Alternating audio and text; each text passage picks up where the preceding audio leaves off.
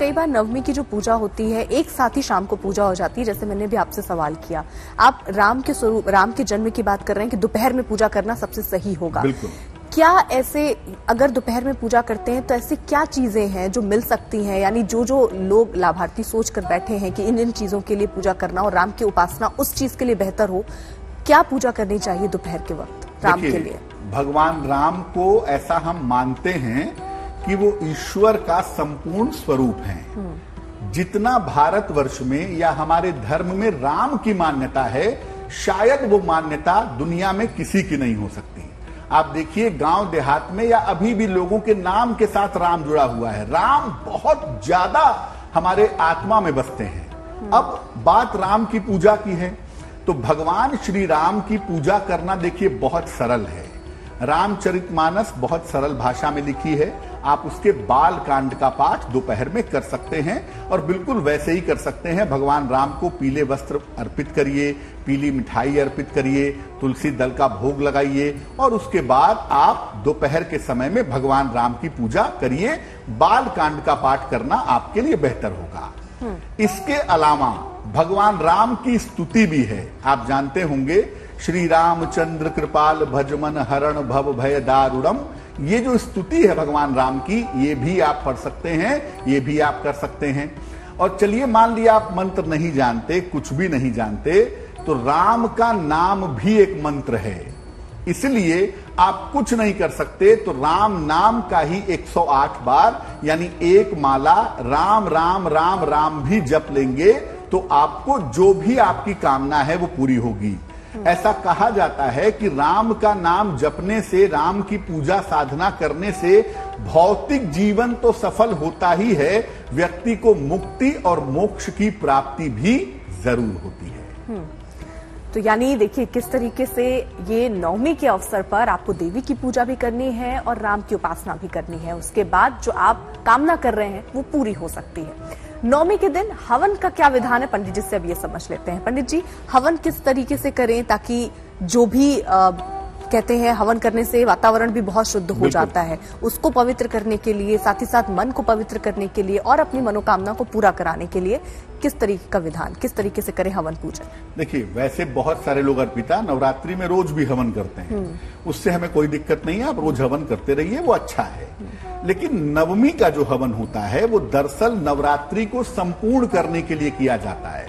हवन का मतलब आप नवरात्रि को संपूर्ण कर रहे हैं, नवरात्रि की पूर्णाहुति कर रहे हैं, पूर्ण आहुति दे रहे हैं। तो नवरात्रि की नवमी तिथि पर आप जब हवन करते हैं तो आपको नवरात्रि के संपूर्ण शुभ फल प्राप्त होते हैं। अब ऐसा बहुत लोग समझते हैं कि हवन जो है वो दोपहर में ही होगा या शाम को ही होगा, लेकिन मैं ये कहूंगा कि जब आप माता सिद्धिदात्री की पूजा कर लेते हैं, आप सुबह करते हैं तो सुबह हवन कर लीजिए, दोपहर में करते हैं दोपहर में कर लीजिए, शाम को करते हैं शाम को कर लीजिए, और अगर आप मध्य रात्रि में माता सिद्धिदात्री की पूजा करते हैं तो आप मध्य रात्रि में हवन कर लीजिए। आप ऐसा नहीं कर सकते कि आप दोपहर में पहले हवन कर लेंगे और सिद्धिदात्री माँ की पूजा रात में करेंगे, क्योंकि जैसे ही आप हवन संपूर्ण करते हैं वैसे ही नवरात्रि संपूर्ण हो जाती है। तो माता सिद्धिदात्री की जब आप पूजा करेंगे, आप हवन उसके बाद ही करेंगे। इसीलिए बहुत सारे लोग माता सिद्धिदात्री की पूजा दोपहर में करते हैं, दोपहर में हवन करते हैं, फिर भगवान राम की पूजा करके इसका समापन करते हैं। कौन से लाभ के लिए किस तरीके से हवन करना चाहिए?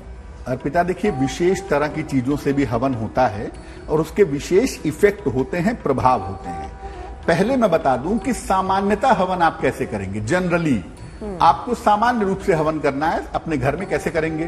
देखिए, उसका तरीका ये होगा कि आप हवन सामग्री में बराबर मात्रा में काला तिल, जौ मिला लीजिए और उसमें गाय के दूध से बना हुआ घी मिला लीजिए और उसके बाद आप उस सामान्य हवन सामग्री से हवन कर सकते हैं। ठीक है, लेकिन जैसा कि अर्पिता जी ने पूछा कि विशेष चीजों के लिए कैसे हवन करेंगे, विशेष मनोकामनाओं के लिए कैसे हवन करेंगे। अब आपकी मनोकामना क्या है, पहले आपको यह समझना होगा। जैसे मान लिया आपको संतान प्राप्ति के लिए हवन करना है, आपको संतान की प्राप्ति नहीं हो पा रही है, आपने नवमी पर विशेष पूजा की है और अब आपको संतान के लिए हवन भी करना है, तो उसके लिए आप अग्नि प्रज्वलित कर लेंगे, आग जला लेंगे और माखन और मिश्री से हवन करेंगे, यानी अग्नि जब जल जाएगी तो आप माखन मिश्री से हवन करेंगे, आपके लिए बहुत शुभ होगा, बहुत मंगलकारी होगा। और जैसा मैंने पहले भी कहा कि कोई भी अनुष्ठान हमारी परंपरा में, भारतीय परंपरा में पति पत्नी एक साथ करें तो वो अनुष्ठान संपूर्ण होता है। इसलिए पति पत्नी अगर एक साथ माखन मिश्री से हवन करें तो संतान की प्राप्ति सरलता से हो सकती है, हो जाती है। अगर आप जीवन की मुश्किलों से बाहर निकलना चाहते हैं, किसी बाधा में फंस गए हैं, कोई दिक्कत आ गई है, कोई रास्ता नहीं दिख रहा है, तो आप हवन सामग्री में काले तिल डालकर भी हवन कर सकते हैं। जैसा मैंने आपको पहले भी बताया कि देखिए, हवन सामग्री आप बनाएंगे सामान्यतः तो उसमें काला तिल मिलाएंगे, तो काला तिल डाल करके भी आप हवन कर सकते हैं। काले तिल से किया गया हवन भी आपकी बाधाओं को निश्चित रूप से दूर कर देगा। और जैसा कि हम जानते हैं कि हवन जब हम करते हैं, हमारी ये परंपरा है कि हवन की खुशबू जहां तक जाएगी और हवन जहां तक जाएगा वहां तक उसका लाभ आपको प्राप्त होगा। तो आर्थिक लाभ के लिए और संतान के लिए मखाने से और खीर से हवन करिए, बहुत शुभ होगा। कर्ज से मुक्ति चाहते हैं तो राई से, राई मतलब काली सरसों, काली सरसों से आप हवन कर सकते हैं। अगर आप कर्जे से बहुत ज्यादा परेशान हैं तो उससे मुक्ति पाने के लिए। संतान संबंधी बाधा है, संतान संबंधी समस्या है, तो जैसा पहले बताया, माखन और मिश्री से हवन करना अच्छा होगा। आपकी कोई बुरी दशा चल रही है, कोई खराब समय चल रहा है, तो आप केवल काले तिल से हवन कर सकते हैं। खासतौर से शनि की 7.5 चल रही है, शनि की ढैया चल रही है, बुरी दशा चल रही है, ग्रहों से परेशान हैं, कोई बहुत बुरा वक्त चल रहा है आपका, तो आप केवल काले तिल से हवन करिए। अब अगर आप सबका कल्याण चाहते हैं तो जैसा मैंने शुरू में बताया कि आप बाजार से हवन सामग्री ले आइए, बराबर मात्रा में उसमें काला तिल और जौ मिलाइए। मान लिया आपने 100 ग्राम हवन सामग्री ली है तो 100 ग्राम काला तिल और 100 ग्राम जौ मिलाइए। थोड़ा सा उसमें गाय के दूध का बना हुआ घी डालिए, उस हवन सामग्री को मिला करके बना लीजिए और उससे आप हवन करेंगे। ये सर्व कल्याण का हवन है, इससे कोई भी हवन कर सकता है, अपने लिए, अपने परिवार के लिए, देश के लिए, विश्व के लिए प्रार्थना कर सकता है। तो हवन आपको जो करना है, सिर्फ इतना ध्यान रखिए कि माता सिद्धिदात्री की पूजा के बाद ही आप हवन करेंगे। आप ये नहीं कर सकते कि दोपहर में आपने हवन कर लिया और माता सिद्धिदात्री का अनुष्ठान आप रात में कर रहे हैं, ऐसा बिल्कुल मत करिएगा, क्योंकि ये हवन संबंधित है नवरात्रि से, नवरात्रि की संपूर्णता से। इसलिए बेहतर यही होगा कि जब आप माता सिद्धिदात्री की विधिवत आराधना कर लें, उसके बाद हवन करें तो आपके लिए ज्यादा शुभ होगा।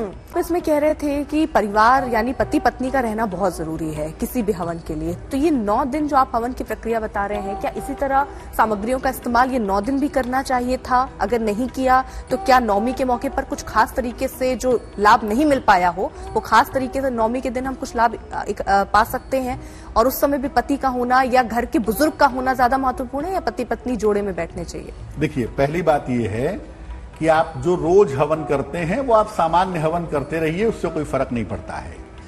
नवमी का हवन विशेष है क्योंकि ये संपूर्णता दे रहा है नवरात्रि को, ये कंप्लीशन है, पूर्णता है, इसलिए हवन नवमी का विशेष होता है, जिसे हम अनुष्ठान भी कह सकते हैं।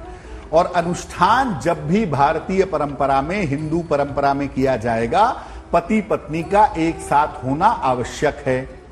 मजबूरी है, पति का स्वास्थ्य ठीक नहीं है, पत्नी का स्वास्थ्य ठीक नहीं है, तो उनके नाम से संकल्प लेकर भी आप हवन कर सकते हैं या कर सकती हैं।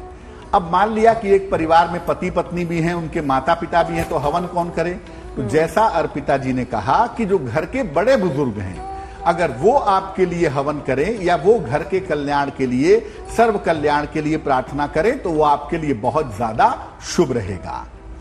एक बात और समझिए, आप नवरात्रि पर जो हवन कर रहे हैं वो देवी के लिए कर रहे हैं। अब हवन के समय मंत्र भी पढ़ा जाता है, ऐसा नहीं है कि आप उठाएंगे हवन सामग्री और स्वाहा स्वाहा करते जाएंगे, नहीं, आपको मंत्र पढ़ना है। 2 तरीके के मंत्रों से आप हवन कर सकते हैं। हालांकि बड़े सारे देवी के मंत्र हैं जो इस्तेमाल किए जाते हैं, पहला जो मंत्र है वो नवाण मंत्र है। ओम ऐं ह्रीं क्लीं चामुंडाय विच्चे स्वाहा। ओम ऐं ह्रीं क्लीं चामुंडाय विच्चे स्वाहा। इस मंत्र से हवन करिए 27 बार, 54 बार या 108 बार आपको आहुति देनी है। मंत्र नवाण मंत्र हो सकता है, ओम ऐं ह्रीं क्लीं चामुंडाय विच्चे स्वाहा, इससे हवन कर सकते हैं। दूसरा, आप गायत्री मंत्र से भी हवन कर सकते हैं। गायत्री का हवन भी बड़ा शुभ, बड़ा शक्तिशाली होता है। ओम भूर्भुवस्वः तत्सवितुर्वरेण्यं भर्गो देवस्य धीमहि धियो यो नः प्रचोदयात् स्वाहा। इस तरह आप गायत्री मंत्र से भी हवन कर सकते हैं। 27 बार आपको आहुति देनी है, या 54 बार मंत्र पढ़ के आहुति देनी है, या 108 बार पढ़ के आहुति देनी है। तो सबसे पहले आप ये करेंगे कि लकड़ी रख करके कपूर से या घी से लकड़ी में अग्नि जला लेंगे। पहले आप उसमें 5 चम्मच घी की डालेंगे। पहले 5 बार घी डाला जाएगा, स्वाहा स्वाहा कह के, स्वाहा स्वाहा, ऐसे 5 बार आप उसमें घी डालेंगे। उसके बाद आपको जिस मंत्र से हवन करना है, 27 बार हवन सामग्री डालना चाहते हैं, 54 बार डालना चाहते हैं, 108 बार डालना चाहते हैं, वो आप डाल सकते हैं।